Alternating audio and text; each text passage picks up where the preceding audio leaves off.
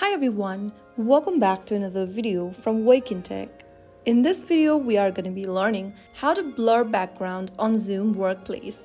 In order to blur your background in Zoom Workplace, go ahead and open up the Zoom application and sign in to your account. From the home page, go ahead and tap on the More button at the bottom right, and then from the More menu, go to Meetings under Settings. Inside the Meeting Settings page, click on Backgrounds and Effects. Now you will be able to open up your device's camera on the screen. Go to the bottom of the screen and you will see the Backgrounds, Video Filters and Avatars option. Simply click on the Blur button under Background in order to blur your background on your video. You can do this before or during a meeting, and that is how you can easily blur your background on Zoom Workplace.